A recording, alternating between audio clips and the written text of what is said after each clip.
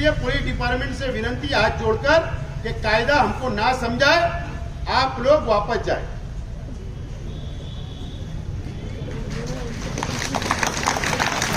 Party की पक्ष की बैठक है, मैं मेरी उम्मीदवारी मांग लेता हूँ, इस बात का ऐलान करता हूँ और तमाम ही लोगों से अपील करता हूँ कि 3 तारीख का जलसे के अंदर इतनी बड़ी तादाद, हजारों की तादाद में आइए सबको लेकर, ताकि भाजपा को समझ जाइए कि उनके उल्टी गिनती शुरू हो गई। ये बताने के लिए हमको आना है बहुत। उसके बाद ये हल्का हमारा शहर जिधर गया, फिर वो एसटी कैटेगरी के अंदर चले गए, रिजर्वेशन चले गए, जो आदिवासी भाई चूंकर जाता रहा। कभी झांगरू मांगरू कांदोड़े और कभी हरिशंकर माले, ये 2 लोग ही चुनकर जाया करते रहे, कभी कांग्रेस से कभी जनता दल। उसके बाद हरिश्चंद्र चौहान भारतीय जनता पार्टी से एसटी सीट के ऊपर आखिरी इलेक्शन हुआ और हरिश्चंद्र चौहान चुनकर पार्लियामेंट के अंदर गए और उसके बाद डिमोनेटाइजेशन हुआ, हल्का बंदी हो गई और हमारा शहर धुलिया के अंदर जोड़ दिया गया और उसको नाम दिया गया धुलिया पार्लियामेंट हल्का।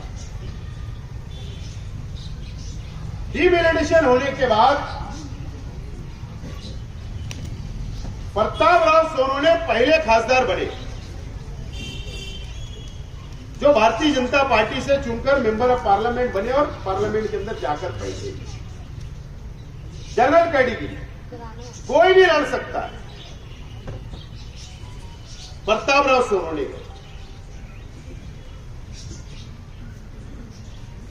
प्रतापराव सोनवणे के बाद doctor Subhash Bhamre member of parliament 2 मरतबा बने। 10 साल से मेंबर ऑफ पार्लियामेंट है, भारतीय जनता पार्टी से चुनकर गए। जनरल कैटेगरी और इस 2024 का चुनाव चल रहा है। ये 2024 का चुनाव पूरी दुनिया के अंदर हर ममालिक नजर लगाया हुआ बैठा है कि हिंदुस्तान के अंदर आवाम क्या फैसला करती है। एक तरफ इंडिया गाड़ी है, दूसरी तरफ इंडिया गाड़ी। चुनाव चल रहे हैं और डिमोनेटाइजेशन जब हल्का बंदी होती है, अभी हमारे एक साथी ने कहा कि 370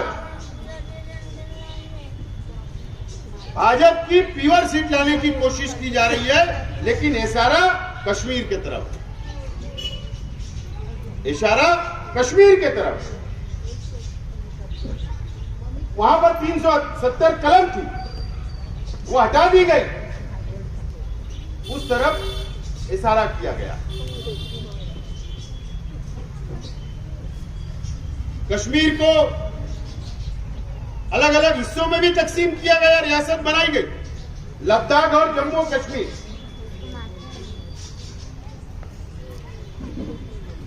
मैं बोलना यह चाह रहा हूं कि ये चुनाव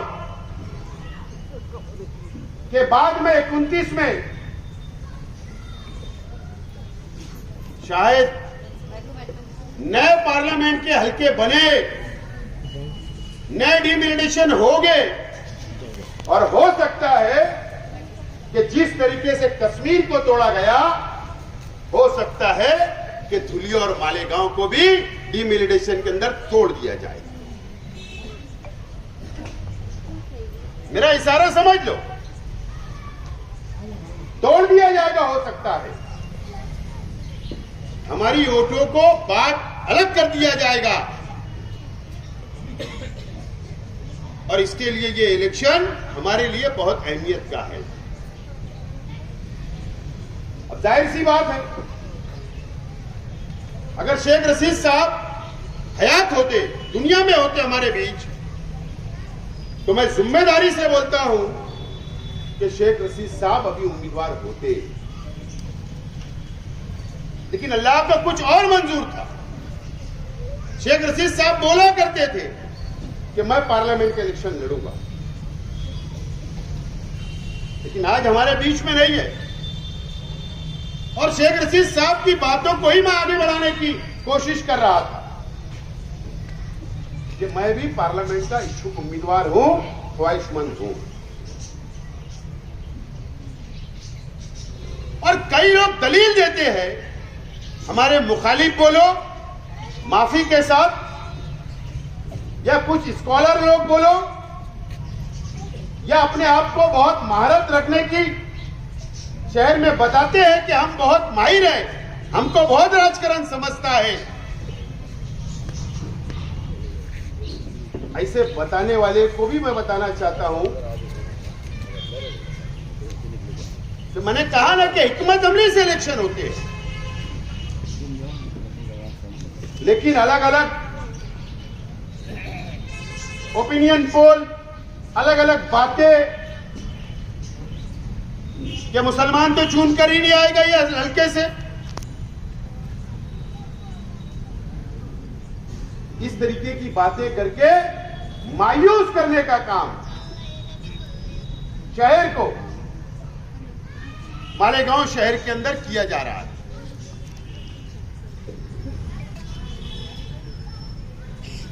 इसके लिए किया जा रहा है, अपने जाति मुफाद के लिए किया जा रहा है, कौम के लिए नहीं, अपने खुद के जाति मुफाद के लिए किया जा रहा है। मैं आज तुमको गणित बता देता हूं, 5.5 लाख पुलिस डिपार्टमेंट से मेरी रिक्वेस्ट है कि ये हमारा पार्टी कार्यालय है, हमको समझता है आचार संहिता, इलेक्शन है, पार्टी कार्यालय के ऊपर कोई परमिशन नहीं लगता। अगर जब हम रोड के ऊपर जलसा वगैरह लेंगे तो जब ये कोई प्रचार सभा नहीं है, ये प्रचार सभा नहीं है, कोई कैंडिडेट के लिए वोट नहीं मांगी जा रही है, ये हमारे एक पक्ष के कार्यकर्ताओं की बैठक है। इसके लिए पुलिस डिपार्टमेंट से विनती हाथ जोड़कर कि कायदा हमको ना समझाए, आप लोग वापस जाए।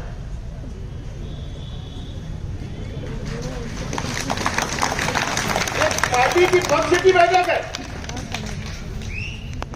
महाराष्ट्र के मुख्यमंत्री, उप मुख्यमंत्री रात को 2 बजे तक बैठक लेते, हमको समझता है, हमको पुलिस क्या बताए। और अभी मैंने कोई नॉमिनेशन नहीं किया जो मेरे पे आचार संहिता भंग होगी। दोस्तों और साथियों, आवाज बड़ा नहीं, बाहर नहीं जाना।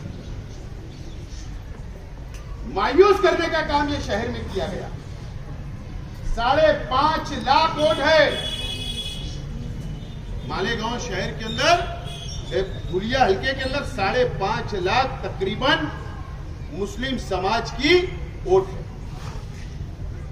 टोटल वोट 20 लाख है, उसमें से 5.5 लाख, यानी हमारा अगर परसेंटेज आप निकालेंगे तो 25% इस हल्के के अंदर हमारे अपने समाज की, मुस्लिम समाज की वोट।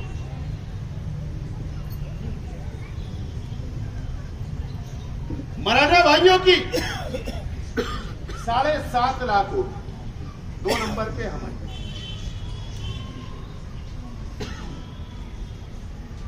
हमारे ओबीसी भाई जो है, चाहे वो माली समाज हो, चाहे वानी समाज हो, अलग अलग जो ओबीसी समाज में आते हिंदू भाई, उनकी तकरीबन 2 से 2.5 लाख के बीच में वोट। आदिवासी समाज, उनकी भी वोट तकरीबन 2-2.5 लाख वोट है। फिर दलित समाज तकरीबन 1.5 से 2.25 लाख वोट है। उसके बाद छोटे छोटे कास्ट मिलाकर ऐसे कुल वोट 20 लाख इस हल्के के।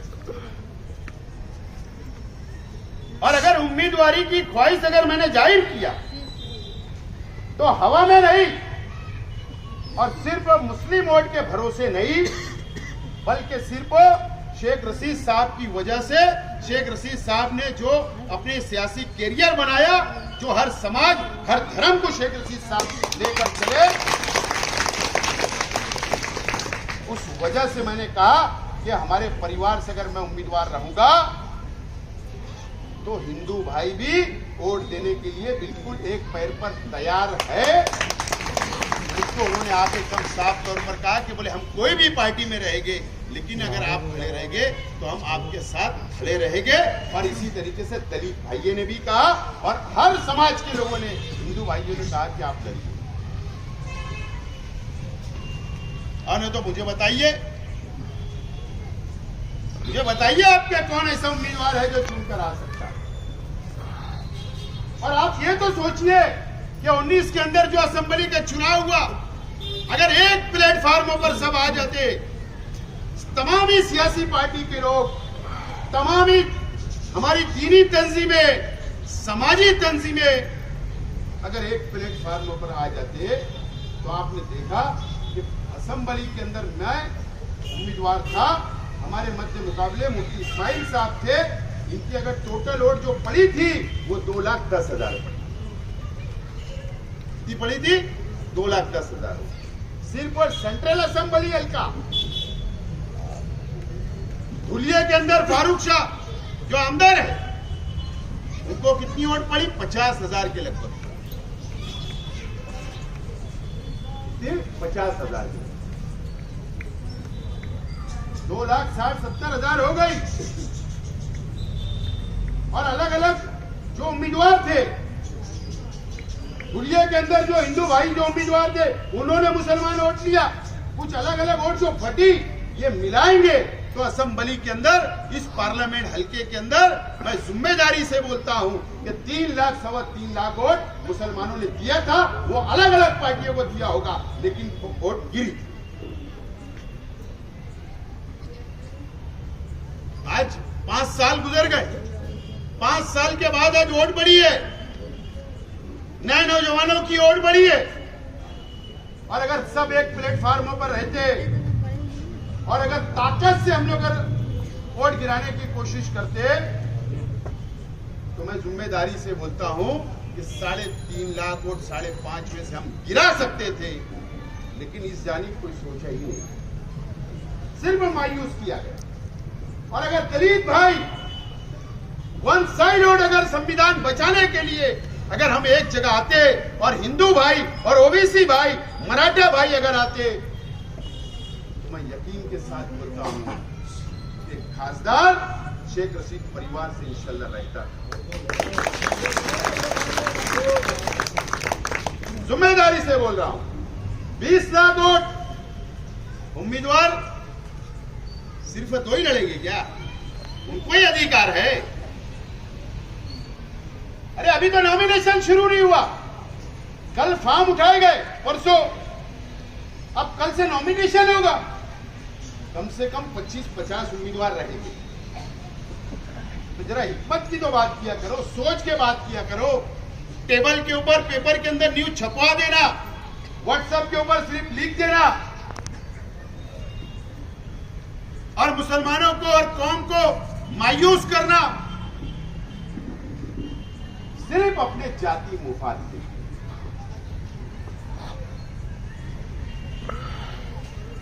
ये तो ठीक है, आज मैं बोलता हूं,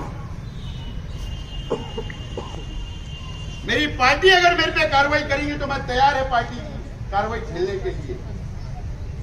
सब एक प्लेटफार्मों पर आ जाओ, एक प्लेटफार्मों पर आ जाओ। देता हूं मैं तुमको टाइम, जुम्मा तक नॉमिनेशन का है, देता हूं मैं टाइम। आगे बढ़ो, 2 दिन का टाइम देता हूं। आगे बढ़ो, सब शहर के सियासी आगे बढ़ो। चलो मेरे को उम्मीदवार बना दो। मैं जिम्मेदारी से बोलता हूं कि हमारे परिवार के साथ जातिवाद नहीं हो। कहा कि आसिफ भाई आप इलेक्शन लड़िए,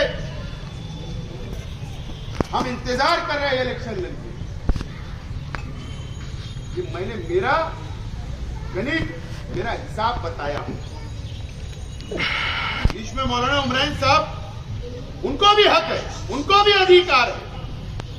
मैंने कहा कि एक फकीर को भी अधिकार अगर उसकी वोट आती और एक अडानी को भी अधिकार है चलने, तो मौलाना उमरान के अलग है।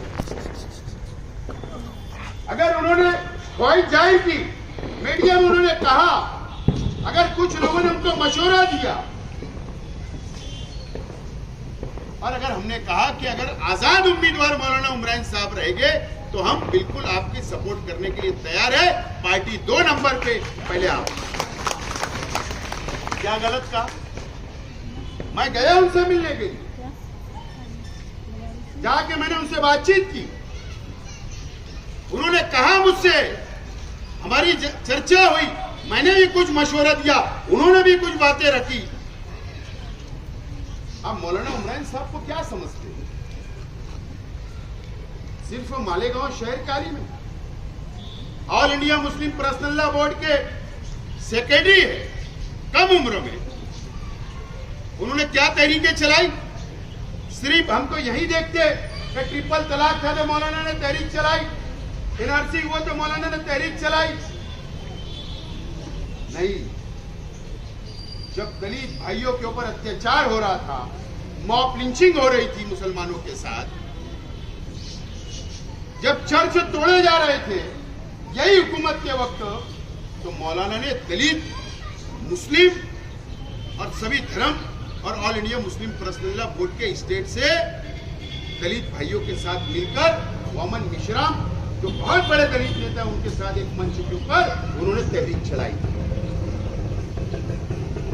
जाहिर सी बात है, वामन मिश्राम जो बड़े दलित नेता है, मौलाना के असर रसूख है, हो सकता है वंचित का कैंडिडेट वो विड्रॉल करवा लेते, वंचित की हिमायत दे लेते, ओबीसी नेता आते उनके लिए। उनके ऊपर तो कोई इल्जाम नहीं है हिंदू मुसलमान का, सिर्फ वो एक आलिम है, बस इतना ही है ना। क्यों हिंदू भाई वोट नहीं देते? उनके पास भी हिसाब बराबर था, अगर एक प्लेटफॉर्म पे सब आ जाते, लेकिन उनको भी डराया गया, उनको भी नर्वस किया गया। अरे इलेक्शन में 2 ही चीज होती है, या तो जीतते हैं या तो हारते हैं, हार जीत का खेल है। और अगर अल्लाह को जो मंजूर है, इससे अगर जिल्लत तो हमारा ईमान अल्लाह देता है, लेकिन उनको भी मायूस किया गया, उनको भी डराया गया, अलग अलग लोगों को भेजा गया उनको डराने के लिए, दबाने के लिए। मैं बहुत ज्यादा तफसील में नहीं जाऊं, लेकिन अगर कोई नौजवान आलिम अगर खड़ा हो रहा है, और वो तो असेंबली लड़ने की थोड़ी बात कर रहे थे, अगर वो असेंबली में रहेंगे तो क्या मैं वापस हो जाऊंगा? नहीं, मैं तो असेंबली का कैंडिडेट भी हूं ना। अगर वो असेंबली की बात करते तो मैं बोलता था, नहीं मौलाना, मैं तुम्हारे सामने, मेरी भी विचारधारा, मेरी भी पार्टी है, मेरी भी वोट बैंक है, मैं लड़ता था। लेकिन वो पार्लियामेंट की बात कर रहे थे, तो खौफ क्यों असेंबली का था? क्यों डर था? ये भी सवाल है। अरे पार्लियामेंट में भेजते, वहां पे कौम की नुमाइंदगी करते, शरीयत में जो मुदाखलत भारतीय जनता पार्टी कर रही उसको रोकने का काम करते, आवाज उठाने का काम। 2 भाई खलीफा जैसे फिक्सिंग नहीं करते, मैच फिक्सिंग, ईमानदारी से, तकवे से आंख में आंख डाल के बात करते, और इन पे ईडी की कार्रवाई भी नहीं होती क्योंकि इनके पास माल भी नहीं। लेकिन मैं बोला ना कि जाति मुफाद हावी रहा, जाति मुफाद, बिस्सी नहीं उड़ेगी। मौलाना रहते तो बिस्सी नहीं मिलती। और हमने जो बोला था ना, तन मन धन सब लगा देंगे। अब कौम के लिए अगर हम कुर्बानी देने के लिए तैयार थे, तो मेरा शहर की आवाम से सवाल है कि दूसरी पार्टी के लोग क्यों कुर्बानी देने तैयार नहीं थे? ये क्यों नहीं सोचा जा रहा है कि ये क्यों अखबारात के अंदर इस पर तबसरा नहीं किया जा रहा है? क्यों घर के अंदर बैठ के जो राइटिंग में लिखते वो ये बात क्यों नहीं लिख रहे हैं? क्यों सोशल मीडिया के ऊपर इस पे तबसरा नहीं हो रहा है? तो इसी का मसला है, इसी। बिस्सी अगर खत्म हो जाएगी। पिछले अमीर तरीन शख्स थे अमरीश भाई पटेल। मैं जिम्मेदारी से बोलता हूं, अमरीश भाई पटेल से जाके पूछ लेना। 2 इलेक्शन अमरीश भाई पटेल का शेख रशीद साहब की क़यादत में लड़े। कोई पार्टी फंड नहीं लिया हमने, सिर्फ जो इलेक्शन लड़ने जो अखराजात लगते जमीनी वर्करों के लिए वही लिए। और अल्लाह का करम है कि शेख रशीद साहब भी हयात थे, उन्होंने भी अपनी जेब में हाथ डाल के अपना लगाया और उस वक्त फिलहाल पार्टी के लिए भी हमने हाथ हमारे जेब से निकाला। अल्लाह का करम है, कोई बोल नहीं सकता कि हमने पार्टी फंडी। इसलिए एकदम रुबाब से बात करते, झुक के बात नहीं करते। शहर के अंदर चाहे कितना भी बड़ा लीडर आ जाए, कितना भी प्रेशर आ जाए, इसके लिए कि साफ सुथरे हैं। आज हमको फैसला लेना है, लेकिन अभी मीडिया के हमारे साथी है, इनकी तो तीसरी आंख रहना चाहिए, लेकिन है नहीं।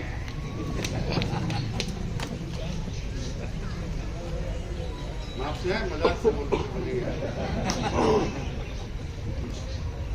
कुछ तो भी खिचड़ी शहर में पक रही। क्या बोल रहा हूं मैं? खिचड़ी। कुछ तो भी शहर में खिचड़ी पक रही है।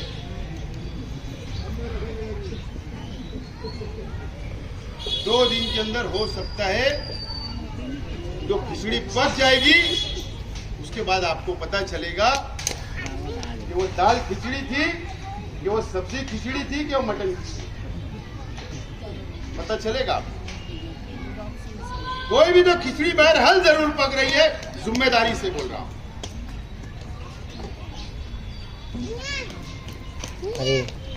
लेकिन हमारा ठीक है, सियासी शहर के अंदर मुझे जो तबसरा करना था, जो बात बोलनी थी, मैं तफसील बोल रहा हूं, गणित बता रहा हूं। लेकिन आखिरी इलेक्शन होगा, याद रखना। धुलिया और मालेगा जो आज मिला हुआ है ना, यह आखिरी इलेक्शन होगा। और डिमिनेशन जब होगा तो धुलिया और मालेगा को तोड़ दिया जाएगा। ये जिम्मेदारी से बोल रहा हूं, मेरी बात को लिख कर रखना, आप चांस नहीं मिलने वाले। ठीक है, हमारे लिए तो और मैदान है, चाहे कोई भी इलेक्शन हो, हारे या जीते, हम तो मैदान में ही है। फिर 6 महीने बाद हमारी किस्मत आजमा लेंगे, फिर मैदान में कूद जाएंगे। लेकिन आज जरूरत थी कि शहर एक जगह आता, जरूरत थी कि दीनी तंजीमें इसके अंदर पहल करती, जरूरत थी कि शहर के बाशऊर लोग इसके अंदर पहल करते और एक प्लेटफार्म आते और उसके ऊपर तबसरा करते। लेकिन मौसम और गिरना के पार तो अपन कभी सोचते ही नहीं, तब इधर ही सोच लेते, यहीं बैठ के तबसरे हो जाते। ऐसा नहीं है, हमारा नजरिया बदलना पड़ेगा। सब फिरका परस्त होते ऐसा नहीं है। अगर सब फिरका परस्त होते तो चाहे 2014 का पार्लियामेंट का चुनाव, चाहे 2019 का पार्लियामेंट का चुनाव, अगर वोट परसेंटेज आप अगर देखोगे निकाल के पूरे मुल्क का, तो अपोजिशन के अंदर जो वोट पड़ा है वो 63% पड़ा है, 63% पड़ा है 2014 में। लेकिन वोट के बंटवारे के वजह से सत्ता में भाजपा आई और 2019 के अंदर भी ज्यादा वोट परसेंटेज अपोजिशन को पड़ा है। ये सब सेकुलर लोग हैं, संविधान को मानने वाले लोग हैं, इसके लिए आज हम यहाँ पर खड़े हुए हैं। तो नजरिया ऐसा जरूरी नहीं है कि कोई भी अगर हिंदू भाई है तो फिरका परस्त, ऐसा नहीं है। वो सेकुलरिज्म अगर आज ये देश खड़ा है, मजबूती के साथ खड़ा है, तो गंगा जमुना तहजीब के साथ खड़ा हुआ है। वो गंगा जमुना तहजीब अभी बरकरार है, इसलिए इंडिया अलायंस बना। तो सोच बदलना पड़ेगा, उसके बगैर हम सियासत नहीं कर सकते, उसके बगैर हम तरक्की नहीं कर सकते, उसके बगैर हम आगे नहीं बढ़ सकते। हम हमारी कौम का फायदा नहीं। फातिमा फेंक देंगे, तुम चुप बैठो जरा। बहरहाल मैं आज इस बात का ऐलान करता हूं कि जो मैं उम्मीदवारी करना चाहता था पार्लियामेंट की, मैं आज मेरी उम्मीदवारी, मेरी ख्वाहिश मैं वापस लेता हूं। मैं पार्लियामेंट की उम्मीदवारी नहीं करूंगा। लेकिन अगर शहर के तमाम ही सियासी पार्टी के लोग, शहर की दीनी तंजीमें अगर चाहती है कि शेख आसिफ उम्मीदवारी करे, तो 2 दिन पीर और मंगल तक मैं इंतजार करूंगा। और अगर वो बोलेंगे तो फिर आप शहर के अवाम एक साथ एक प्लेटफार्म पे आए। इंशाअल्लाह ये भाजपा को टक्कर देने की ताकत हमारे शहर के अंदर है, हमारे ताल्लुके के अंदर है, हिंदू मुस्लिम एकता के अंदर है। ये बात का आज मैं ऐलान करता हूं। लेकिन अभी वापस उम्मीदवारी मांगा। अब इंडिया अलायंस की हमारी उम्मीदवार है। आज हम इंडिया अलायंस में हूं। अगर मैं बंडखोरी करता तो मुझे अकाला जाता, निकाला जाता, कार्रवाई होती। अभी तो हूं ना। लेकिन आज मैं उम्मीदवारी मांगा दे रहा हूं। लेकिन हमारी ये पार्टी मीटिंग के अंदर मुझे हक है कि हमारी इंडिया अलायंस की उम्मीदवार जो आज है, वह हम मुसलमानों को ये ना समझे कि हमारी मजबूरी है।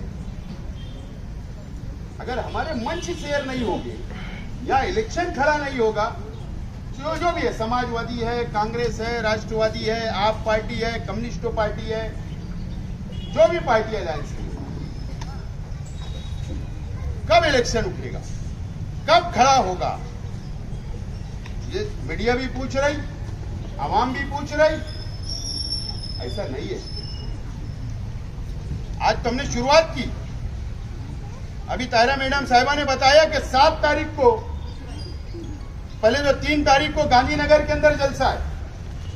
3 आने वाले जुमा को गांधीनगर में राष्ट्रवादी कांग्रेस पार्टी शरद पवार गठ का, हमारी पार्टी का वहां पर जलसा है। हमने शुरुआत कर दी। अब कोई आए ना आए, कुछ बोले ना बोले, हमको संविधान बचाना है। हमारी तैयारी शुरू हो चुकी। 7 तारीख को डायमंड लॉन्च में महिलाओं का, लेडीज का मेला हुआ है। मैं तमाम ही हमारे जिम्मेदार, एक्स कारपोरेटर, साबिक कारपोरेटर, जिम्मेदार सबसे बोलूंगा कि महिला विंग आप तक पहुंच रही है। अपनी हार्ड लेडीज वर्करों को भेजो ताकि उनको ट्रेनिंग दी जा सके। 12 बजे डायमंड लॉन्च आगरा रोड पर। उसके बाद 10 तारीख को, 10 मई को शिकारी चौक सर्वे नंबर 57 में जलसा होगा हमारा। उसके बाद 17 तारीख को, 17 मई, हो सकता प्रचार का लास्ट दिन रहे, मुशायरा चौक पर जलसा होगा। हमने परमिशन मांगा है। 3 जलसा और फिर अलग रिक्शा अलग घूमेंगी, कॉर्नर मीटिंग अलग होगी। वो तमाम ही चीजें आपको वक्त पे बताई जाएगी। हमने शुरुआत कर दी। लेकिन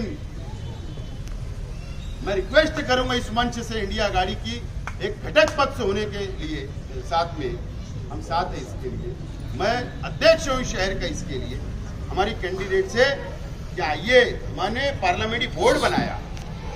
हमने तैयारी में आपने यादी नहीं भेजा, लेकिन हमने याद दिलाया। उम्मीदवार की यादी नहीं आई, हमने हमारे शहर की यादी हमने मंगवा ली। उसका 3 सेट बनाने दे दिया। हम हमारे वर्करों को, हमारे जिम्मेदारों को दे के स्टेडी पे लगा देंगे। वक्त तो बहुत कम है, लेकिन आइए चर्चा करिए कैसे भाजपा को हरा सकते, कैसे वोट परसेंटेज बढ़ेगा, कैसे टीम वर्क खड़े होगा, कैसे सभाएं होंगी, कैसे रैली निकलेंगी, कैसे प्रचार होगा। हम भी सलाह मशवरा करने के लिए तैयार है।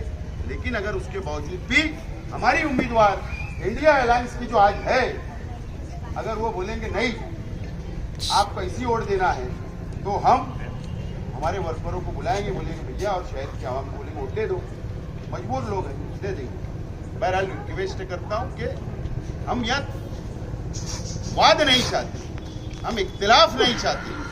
हम आपको एक अदना, ये देश का शहरी होने के नाते, भाजपा के खिलाफ होने के नाते हम सलाह दे रहे हैं। यही मेरा आज उनको मशवरा रहेगा।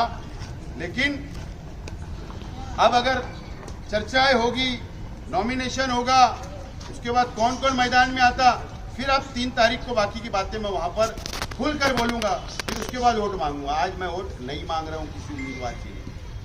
क्या बोल रहा हूं, आज नहीं वोट मांग रहा हूं, क्योंकि कानूनी प्रोसीजर चल रहा है। उम्मीदवार कौन है, सारी चीजें तकसीम, कौन सी निशानी, ये भी मेरे को निशानी भी नहीं मालूम है उम्मीदवारों की। तो वोट मांगूंगा, लेकिन 3 तारीख के जलसे से बहुत बहुत शुक्रिया। आपने अच्छे मशवरे से नवाजा, मीडिया ने साथ दिया, मीटिंगें हुई, दौरे हुए, रिपोर्ट आई, अच्छी रिपोर्ट आई। उसके बावजूद भी आज जो मायूसी शहर के अंदर कुछ लोगों ने बनाई थी, आसिफ भाई आगे बढ़ो, और घटना बचाने के लिए, भाजपा बढ़ाने के लिए मैं मेरी उम्मीदवारी मांग लेता हूँ, इस बात का ऐलान करता हूँ और तमाम ही लोगों से अपील करता हूँ कि 3 तारीख का जलसे के अंदर इतनी बड़ी तादाद, हजारों की तादाद में आइए सबको लेकर, ताकि भाजपा को समझ जाइए कि उनके उल्टी गिनती शुरू हो गई। ये बताने के लिए हमको आना है। बहुत बहुत शुक्रिया। खुदा।